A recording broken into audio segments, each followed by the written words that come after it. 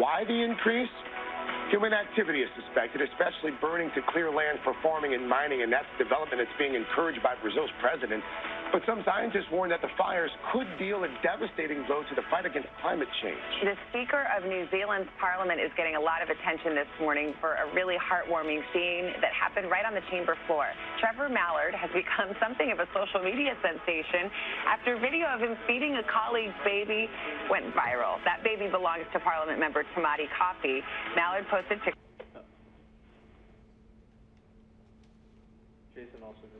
Jason also hears Jeff for today's show.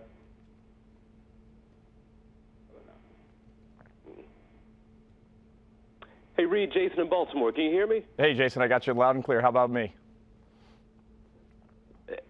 Excellent. Yeah, I can hear you. Thanks so much for joining us this morning, man. I appreciate it. Oh, you bet. Absolutely. Anything from Maryland. I appreciate it. Hold on 1 second. Let me just check on one thing. I get, it comes right back to me in my earpiece. Is there a way to eliminate that? The Today Show? What come? Oh, okay. Okay, excellent. That's fine. Reid, tell me a little bit about the renewed interest in heading back to the moon. This is pretty cool. Right now, NASA has the Artemis program ongoing. It's actually already taken its first few steps. We're going to launch a vehicle in 2021 without crew on it, and then crew in 2023 around the moon with the next man and the first woman landing on the surface of the moon in 2024. Really, there's excitement. There's excitement at NASA. I think there's excitement in the public, and there's certainly excitement out in industry talking to the companies throughout our country that are going to work on this program. I bet there is. And also, you know, we've, of course, been there before. Is there research that we can build upon that was done the first time to the moon with these new missions? I would say the world was a different place when we went the first time, and we were competing against Russia, and now we are more of a, I'd say, a global race of humans, and we're going back to the moon to stay, and we're going to leverage what we learn on the moon and the infrastructure that we build there to go on to Mars. Mars is the ultimate destination for us, and we hope to be there in about a decade and a half. So could this sort of be like the proving grounds? You know, you could possibly set up shop there, anticipating that next move to Mars? Absolutely, 100%. So we're going to set up shop there. NASA's going to lead the charge in 2024, and then we hope to build this sustained presence on the surface of the moon that we can leverage for whatever we need. If we want to do research, if companies want to go and try to use the moon for financial gain, and then we'll leverage all of that to get ourselves onto Mars. How cool is it for you, and how interesting is it to see so many private businesses take part now in the space race? When you see SpaceX, you see Boeing, all these companies sort of want to be part of this. Back in 2014, when I had the opportunity to go to the space station for 6 months, it was a personal honor to get to go into low Earth orbit. But I will tell you, as soon as I got there, my first thought was not a selfish one. It was every single person. I wanted my brother up there. I wanted my mom and dad. I wanted my kids, my wife. I wanted everyone from Maryland to get a chance to look out, because our planet is so amazingly beautiful. If you get just that one opportunity to go up and put your own eyes on it and look down at it, it really fundamentally changes you. Yeah, I remember you doing a teleconference back with your old high school. I guess that was a couple years back. How much of a thrill is it to sort of pay this forward to all the folks that help you along the way, and now to see it pay off? It's the biggest honor you can get, to know that there's a chance that I could motivate some young person. They may not go into the space industry, but I may spark some drive in them that sends them off to develop the new technology that'll power cars, planes, whatever. That is just, to me, that's the coolest. To get to share in some of this. That's why I kind of love social media. We get to just reach out into anyone's homes that want to go along for the ride, and we get to explain what we're doing. So it's a great time to get to explore space. Yeah. Last one for you. When can we expect to see you go back up again and do another one of those teleconferences? We're going to the moon in 2024. Okay, excellent. I'm looking forward to it, man. All right. Have a good one. Thank you so much for joining us. Have a good day. Yep, you too. Not bad. Humid as well. Dry during the day, but overnight there could be a few storms.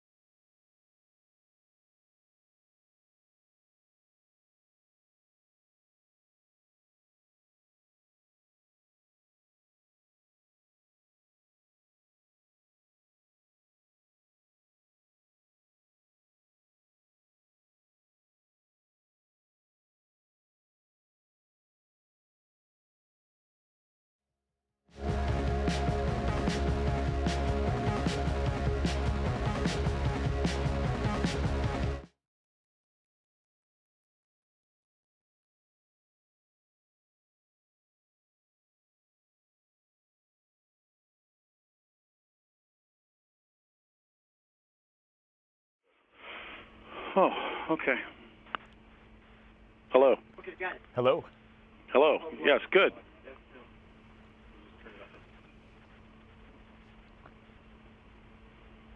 Is this Mike? Yes. Hey, good morning. Hi. Good morning. Yeah, we met up at, you gave a high school talk, I think, at Delaney. I did. Super. A few years ago. I was the big guy. Oh, good. Good to hear your voice again, Mike. Yeah. Hey, good. So I think we're rolling. Let's just get right to it. So tell me, what are we talking about today? We are talking about the Artemis program and returning the next man and the first woman to the surface of the moon in 2024. It's pretty unbelievably exciting for us. What is your role going to be? Well, that's to be determined. I'd love to be walking around on the moon in 2024 or 2025, as we'll see where that all goes. But for right now, I'm working with NASA and our partner companies to develop the requirements for the lander. And we have a few test flights coming up in 2021 of the rocket that's going to take us out there, and then a crewed flight in 2023. So there's a lot going on right now. How many astronauts are there? What do you think your chances are that you'll get back into space? Well, we have about 35 astronauts right now. I'd say my chances that I get back in space are quite good. Delightful. Hey, remind everybody where you're from, your hometown boy, and all that. I am. I grew up in Baltimore County, now living in Houston, Texas, and it's always fun to get to talk back to Baltimore. I know that there was some talk about that broadly. You remember back when they did Apollo, how so many technologies had to be created, and now while things are more global, there still is some spill-off to be had in Maryland for different contractors and folks who have to develop these systems. Looking just at the Artemis program, there's 109 companies that are supplying parts for the rocket, eventually for the lander. There's a test in Elkton, Maryland today for our, what we call the ascent attitude control motor for the abort system. So there is loads of work being done in Maryland for this program. So when you're helping to develop different specifications and schemes, are you doing it from the sort of the astronaut crew comfort point of view, or is it more technical? How does the machine work? Certainly, when they're talking to the crew, they'd love to hear how the machine works, but the thing they're really looking for, the thing we try to drive home is two things. Make sure the crew gets there and gets back alive, and then the human being actually can enable mission success. So what can the human in the vehicle do to save the mission? If you think back to like Apollo 13, where they had a big failure on their way to the moon, and it was the humans involved with the machine that got those crew members back alive. You know, I remember reading something recently about, a journey to Mars. One of the things that hasn't been solved, and obviously you'll correct me if I'm wrong, is just sort of the shielding for the human. As you've seen that, some of your colleagues that what you encounter out there with all the cosmic rays and stuff changes the human body. How much of a concern is that to you, and how much are they working on that problem? So going back to the moon, it's definitely a concern, but we're working on that problem. For going to Mars, when we're going to spend 6 months on the way out there, and then probably 2 years on the surface of Mars, and then 6 months on the way back, that's a much bigger problem. But we are learning we've sent probes out to Mars. They've measured the radiation all the way out there on the surface of Mars. Likewise, we know the radiation levels on the surface of the moon. And so we have all the data. Now we just need to solve some of the technological challenges. And I'll tell you, we're there. If we wanted to go to Mars in the next decade, which we do, I think we have the technology to do it. Hey, why are we doing this?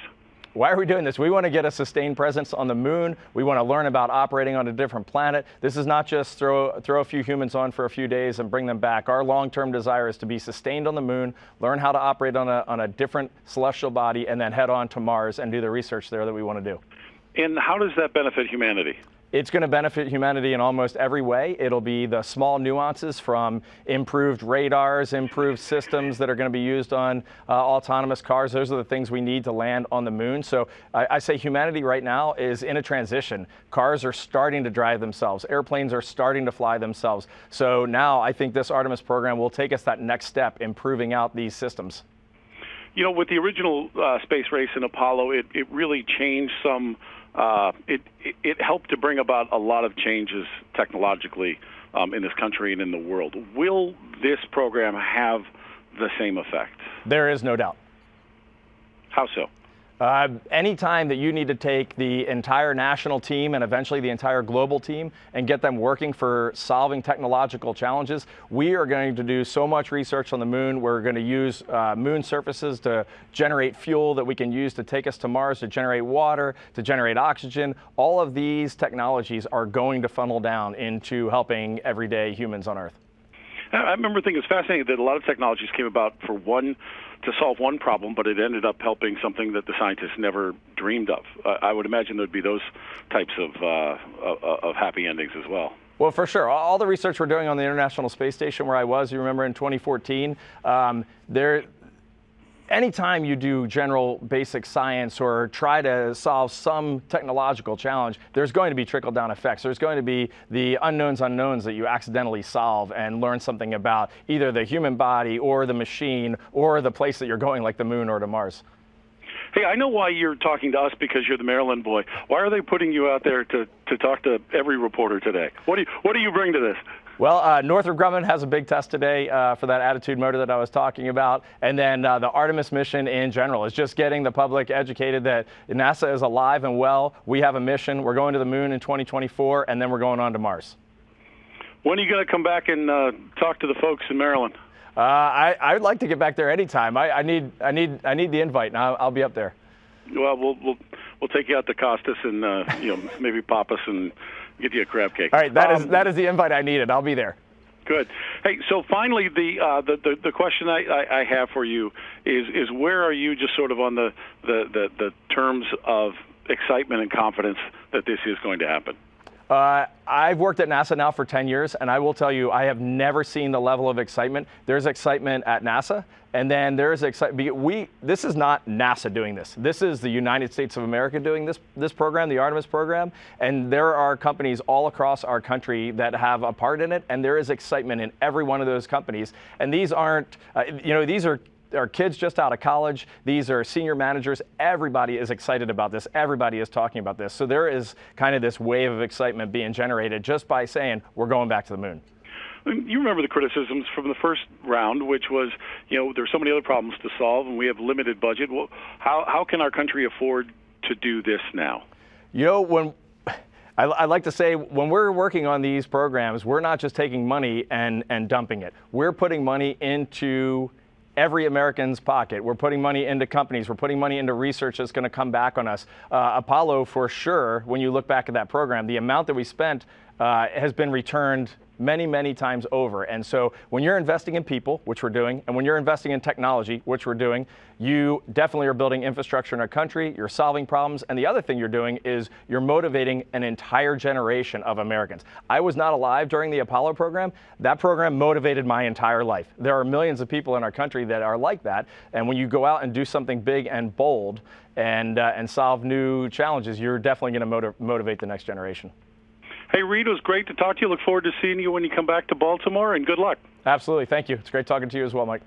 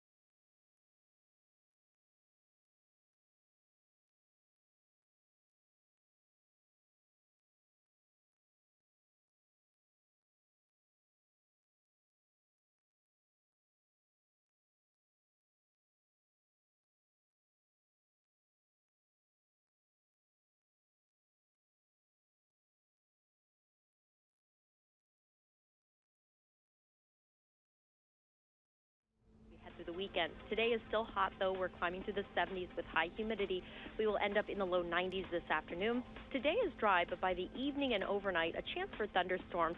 About a 40% chance that you get a storm after sunset. And then tomorrow we'll see a few rounds of rain and thunder in the middle of the day. That keeps tomorrow a lot cooler. The highs will only be in the 70s for Friday. Over the weekend, closer to 80, but with sunshine and low humidity, it's going to be a great weekend to be outdoors. If you're out in the early mornings, a little chilly. Might need a light jacket or a long sleeve as we dip to the 60s both nights. Wow, sounds nice. Right now, 73 in Towson. We're headed up to a high today of 92 yet again. If you're considering buying a vehicle, stop by Jones, only 15 minutes from White Marsh Mall. Check them out online at jonesjunction.com. 8:07 on WBAL News Radio 1090 and FM 101.5. WBAL News Radio 1090 and FM 101.5. Sports. Astronaut Reid Wiseman coming up right after Bobby Trossett in sports.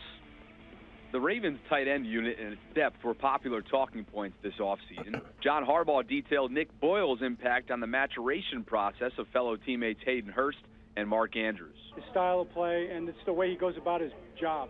I mean, Nick is all business. I mean, he'll laugh and have fun, but quickly turns his attention right back to the task at hand. So loved him ever since he got to the Ravens, and I'm glad he's our tight end. Join Keith Mills, Brett Hollander, and I later today for pregame coverage beginning at 4:30 right up until the 7:30 preseason kickoff from Philadelphia, where Jerry Sandusky, the coach Brian Billick, and Evan Washburn have you covered right here on WBAL. In last night's 8-1 victory over Kansas City, the Orioles took their first series since July in Anaheim. It came at a price, though, as Whit Merrifield's third-inning solo shot marked the 258th home run surrendered by the club this season.